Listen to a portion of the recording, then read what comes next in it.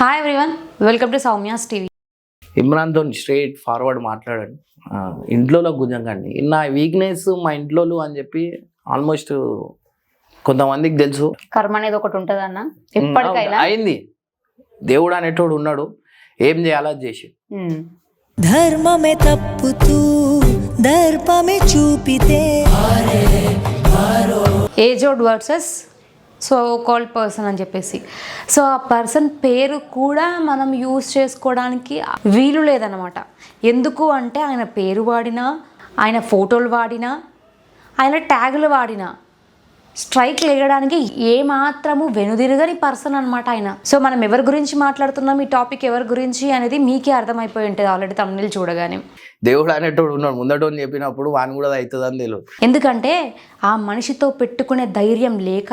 నువ్వు ఒక 14 సంవత్సరాలు పిల్లని చేసావు కదా, దాని ఉంటుంది ఆ పాక్స్ ఎలా వర్తిస్తుంది అదంతా రాబోయే వీడియోలో మనం మాడదాం క్లీన్గా. ఇక నువ్వు ఆగవు, నేను ఆగను కదా. ఆ మనిషి వాయిస్ని రేస్ చేస్తే నేను ఇంకా నెగిటివ్ అయిపోతా అని ఎక్కడ దెబ్బతీయాలి, భారతదేశంలో ఎక్కడ ఎవరిని ఏ మాట అంటే వాళ్ళు ఎక్కడ ఫీల్ అవుతారు అనేది ఆలోచించుకొని ఆ వీక్నెస్ పాయింట్ మీద కొడతారు. నా ముండి పట్టుదల గురించి ఇంకా ఐడియా లేనట్టుంది, బట్ స్టిల్ చెప్తా మాడదాం. ప్రతి ఒక్కదాన్ని గురి చూసి బయటికి లాగుతాయి. ఎలా లాగుతానంటే ఈ డైనోసార్ గడితే ఎందుకు పెట్టుకున్నాను నువ్వు ఫీల్ అవ్వాలి.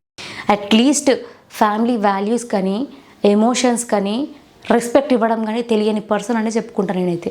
ఎందుకంటున్నా అంటే ప్రీవియస్గా ఇమ్రాన్ అన్న వాళ్ళ మదర్ విషయంలో కూడా ఎవరి గురించి అయినా మాట్లాడాలి అని అనుకుంటే వాళ్ళ గురించి మనకు అనవసరం, ఈయనకి ఏమనిపించిందో అదే చేస్తాడు. పక్కన వాళ్ళు ఏమనుకుంటున్నారు, నిజంగా వాళ్ళ క్యారెక్టర్ అదేనా అని ఆలోచించడు. ఏంటంటే నాకు దెబ్బ ఇంట్లో కొట్టిరు, అది చాలా. ఎందుకంటే తెలుసు అమ్మ అంటే వీనికి ఇమోషనల్, వీనికి పడుతుంది దెబ్బ అని చెప్పి ఇంట్లో దాకా ఎంతో కష్టపడి పేరు అనేది నేను మా ఇంట్లో మా మమ్మీ నా గురించి చాలా చేసింది. సో ఆమెకే కొట్టిరు దెబ్బ. అది ఒక చాలా తట్టుకోలేని బాధ, అది అయిపోయింది. దీంట్లోంచి బయటికి రానికి నాకు చాలా రోజులు అయినాయి. ఆ టైంకి జనాలు గుడ్డోళ్ళు నేను చెప్పింది నమ్మాలని అనుకుంటాడు. అట్లనే ఇమ్రాన్ అన్న విషయంలో కూడా వాళ్ళ మదర్ని తిట్టిండు. అప్పుడు ఇమ్రాన్ అన్న కూడా ఒకటే మాట అన్నాడు. ఏమన్నాడు ఒక్కసారి మీరు వినండి, తెలుస్తుంది మీకే. అమ్మ మీద ఒట్టేసి చెప్తున్నా, ఒక రోజు దొరుకుతాడు, ఆ రోజు నేను చూపిస్తా. అందుకని ఒప్పుకతోనున్నా. ఇప్పుడే వద్దు, ఏ రోజైతే దొరుకుతాడో ఆ రోజు వీడియో పెట్టి ముందు పెట్టి నేను ఏందో ఇమ్రాన్ వాళ్ళ తల్లిని మాట్లాడితే ఇమ్రాన్ గారు ఏం చేస్తాడు అనేది. ఇగో దేవుడు అనేటోడు ఒకళ్ళు ఉన్నారు, నేను నిజంగా అంటున్నా కదా. ఆయన చూపించిండు, చూపించాల్సింది. వాళ్ళు వచ్చిరు క్షమాపణలు అడిగి ఇదంతా పక్కన పెడితే వాళ్ళ మీద యాక్ట్ పడుతుంది, వాళ్ళ పేరెంట్స్ ఇట్లా, వాళ్ళ అమ్మ ఇట్లా అని ఎంతసేపు ఉన్నా నీకు కోపము, నీ శత్రుత్వము, నీ శత్రువు తనైతే వాళ్ళ ఫ్యామిలీని ఇన్వాల్వ్ చేయడం ఎందుకు? ఎంతో కష్టపడి ఎన్నో రోడ్ల మీద ఎన్నో తిప్పలు పడి అది పడి ఇది పడి ఈ ప్లేస్కి వచ్చిన తర్వాత ఒకటేసారి పొడిచేస్తే నొప్పి ఎట్లుంటుందో ఆ నొప్పి నేను చూసిన. ఎందుకంటే చేతగానోళ్ళు ఇంట్లో ఇంటి దాకా రావద్దు. ఏదున్నా నేను ముంగొన్నే కదా, ఏదున్నా స్ట్రేట్ ఫార్వర్డ్ నాతో మాట్లాడాలా. నాకు మస్తు అనిపించింది. నేను సైకో, నేను గతంలో నా లైఫ్ స్టైలే వేరు ఉండే.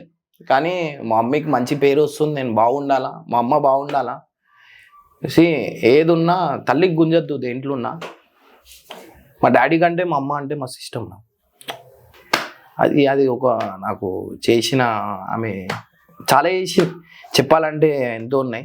కానీ దీనికి చెప్పినా మా అమ్మకు కూడా చెప్పిన, ఎక్కువ రోజులు ఏం లేవు, తొందరలోనే వస్తాయి మన రోజులు కూడా, పట్టి మాట్లాడతా.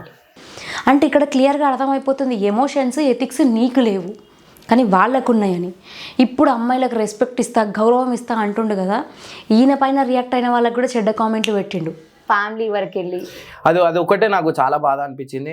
అండ్ నేను దీని గురించి ఏంటంటే సింపతి నేను పొందాలని ఎప్పుడు అనుకోలేదు, కానీ తెలివితో కొట్టిరు. ఇదంతా ఏం లేదు. కొంతమంది దీని వెనకాల కొంతమంది ఉన్నారు, టైం వస్తుంది విత్ రికార్డింగ్తో సహా. నీకు ఇది అయిపోయినాక నేను చూపిస్తా. ఎందుకంటే వాళ్ళని హైలైట్ చేయాలని నేను అనుకుంటలేను, ఎందుకంటే అది ఒక కాంట్రవర్సీ లెక్క అవుతుంది. ఇప్పుడేమో చెప్పలేము, ఈయన ఫోటో వేస్తే ఈ వీడియో కూడా స్ట్రైక్లు పడుతుండొచ్చు. మళ్ళీ వీడియో రిమూవ్ అయిపోయాక అయ్యో వీడియో రిమూవ్ చేసిరు మీరు కూడా భయపడ్డరా అని అనేవాళ్ళు కూడా ఉంటారు.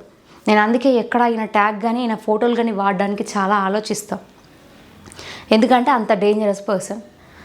మనము మామూలుగా సామెతలలో మనం మాట్లాడుకుంటాం, పాము కన్న విషయం ఒక చోటే ఉంటే మనిషికి మాత్రం నిలువెత్తు ఉంటుందని దానికి నిజస్వరూపం నిదర్శనం అన్నీ ఈయననే. ఏమైనా ఉంటే డైరెక్ట్ నాకు పాయింట్అవుట్ చేయాలి. ఇక ఏం చేసినా ఆరోపణలు చేస్తూ ఉంటారు, మనం భరిస్తూ ఉండాలా. భరించే ఒక ఓపిక అనేది ఒకటి ఉంటుంది. ఇప్పుడు మా ఇంటి దాకా ఇచ్చారు, ఇట్లా వద్దు మాట సమాధానం మనం మంచిగా ఇవ్వాలా అని చెప్పి ఓపికతో ఏ రోజు అయితే పడతానో ఆ రోజు నేను చూపిస్తాను. ఉట్టిగానే ఆరోపణలు వితౌట్ ప్రూఫ్ లేనిది ఏం లేనిది ఇట్లనే చెప్తే ఇట్లాంటి కేసులే అవుతాయి. ఏదున్నా నిజం నిజం మాట్లాడితే నవ్వుకుంటా నేను రిప్లై ఇచ్చేటోని, నవ్వుకుంటా మంచిదే అని. కానీ ఏం చేస్తాం, పైసలు అందరికీ కళ్ళకి అందులు కట్టేసి మెల్ల పైసలు కొట్టేసి. నాకు ఏజోడ్ గారు వీడియో డిలీట్ చేసారని చాలామంది మాట్లాడినప్పుడు నాకైతే 2-3 డౌట్లు మైండ్లో రేజ్ అయినాయి. ఒకటి, ఈయన కావాలని ఇలా మాట్లాడి ఆయన వీడియోకి స్ట్రైక్ వేసిండేమో, అందుకే వీడియో వెళ్ళిపోయింది. సో అప్పుడు అందరూ తనే డిలీట్ చేసిండు అని తనపైన ఇలా అనుకుంటారేమో అని ఒక వర్షన్ నుంచి నేను ఆలోచించిన. అండ్ నెక్స్ట్ వర్షన్ వచ్చేసి ఫ్యామిలీ మ్యాటర్ ఇన్వాల్వ్ చేయడం వల్ల నిజంగా ఫ్యామిలీ అంటే రెస్పెక్ట్ ఉన్నోళ్ళు, విలువగల కుటుంబాల్లో ఉన్నోళ్ళు, గౌరవం ఉన్నోళ్ళు ఫ్యామిలీ గురించి ఆలోచిస్తారు. సో అలానే తను కూడా వాళ్ళ ఫ్యామిలీ గురించి ఆలోచించి ఉంటాడేమో అని ఇంకో వర్షన్ నుంచి అనుకున్నా. సో నేను అనుకున్న సెకండ్ పాయింట్ అయితే కరెక్ట్ అయిపోయింది. వాళ్ళ ఫ్యామిలీ గురించి తను ఆలోచించిండు. కనీసం ఏజోడ్ గారి కన్నా వాల్యూస్ ఉన్నాయి, వాళ్ళ ఫ్యామిలీ పట్ల ఒక రెస్పెక్ట్ ఉంది, మా ఊళ్ళ పరువు తీయొద్దు అని అనుకున్నాడు కాబట్టి ఒక మెట్టు తగ్గిండు ఫ్యామిలీ కోసం. అది తను వాళ్ళ ఫ్యామిలీకి ఇచ్చిన రెస్పెక్ట్, వాల్యూ. నువ్వు కూడా ఒక తల్లికే పుట్టినావు కాబట్టి ఇంకొక తల్లిని తప్పుగా మాట్లాడవు. తెలియకుండానే నోటికొచ్చిన మాటలని మాట్లాడుకుంటూ ఒకరిని తప్పుపట్టే ప్రయత్నం అయితే ఎప్పుడు చేయవు. నీ మీదకి ఏదైనా వస్తుంది అనగానే పక్కన వాళ్ళ మీదకి నెట్టేయాలి అనే ఇంటెన్షన్లో తను ఏం మాట్లాడతాడో అర్థం కాకుండా మాట్లాడతాడు ఆ మాట. సో కర్మ అనేది ఒకటి ఉంటుంది, అది ఎక్కడ ఎవరిని ఎట్లా కొట్టాలో అట్లా కొడతారు. మనం మాట అన్నాం, అప్పటిదప్పుడు మాట్లాడేసినాం అన్నది ముఖ్యం కాదు. మనం మాట్లాడేటప్పుడు మన నైతిక విలువల్ని మనం ఎంత పాటించినా, మన సనాతన ధర్మాన్ని ఎవడైనా తప్పుగా మాట్లాడితే వాడిని మనం తిట్టాలి అనుకోవాలి తప్ప దాన్ని కూడా నేను మార్చి మాట్లాడతా, నేను మాట్లాడేదే వేదం అంటే మాత్రం ఎవ్వరూ ఉండరు. ఈరోజు ఏమైంది, నువ్వు మాట్లాడిన ఈ మాటలకి మొత్తం అన్ని సైడ్ల నుంచి మధ్యలో ఇరుక్కుపోయినావు. ఎట్లయిపోయిందంటే అష్టదిగ్బంధనం అయిపోయినావు. మనం ఏం మాట్లాడుతున్నాం అనేది కూడా చాలా జాగ్రత్తగా ఉండాలి. నోరు ఉంది కదా అని చెప్పి ఏది పడితే అది మాట్లాడి అవతలి వ్యక్తులపైన ఎలాంటి విమర్శలైనా నేను చేస్తాను అంటే మాత్రం పరిణామాలు ఇలానే ఉంటాయి. స్పెషల్గా మన భారతదేశంలోనే ఎమోషన్స్ అంటే పీపుల్ అందరూ కనెక్ట్ అయిపోతారు. స్పెషల్గా మన భారతదేశంలో ఎమోషన్స్కి కానీ వాల్యూస్కి కానీ మనం ఎక్కువ ప్రిఫరెన్స్ ఇస్తాం. కుటుంబాలకు కానీ అమ్మా నాన్నలకు కానీ మనం ఇచ్చే రెస్పెక్ట్ అనేది వేరుంటుంది. మరి నిజంగా ఈ గిడ్డపైన పుట్టిన వాళ్ళు అయితే ఒక సాటి మనిషిగా నీకు వేరే వాళ్ళతో కోపం ఉంటే నువ్వు డైరెక్ట్ వాళ్ళతోని తేల్చుకోవాలి. అంతే తప్ప వాళ్ళ పేరెంట్స్ని వాళ్ళ ఫ్యామిలీని ఇన్వాల్వ్ చేసి వాళ్ళని బ్లాక్మెయిల్ చేసే రైట్ నీకు లేదు, అది ఎవరైనా సరే. అండ్ ఈ టాపిక్ నేను ఎందుకు మాట్లాడుతున్నా అంటే నిన్న ఏజోడ్ గారి గురించి మాట్లాడుతూ వాళ్ళ ఫ్యామిలీ గురించి కొన్ని మాటలు మాట్లాడడం జరిగింది. మనం చేసే పని మనం చేసుకుంటూ వెళ్ళిపోతాం, తన పని తను చేస్తూ వెళ్ళిపోయిండు. తను చేస్తున్న పనిలో ఈరోజు నీ న్యూస్ రావచ్చు, రేపటి రోజు ఇంకొకరి న్యూస్ కూడా రావచ్చు. కవర్ చేయడం తన బాధ్యతగా తను మాట్లాడిండు, అందులో తప్పు లేదు.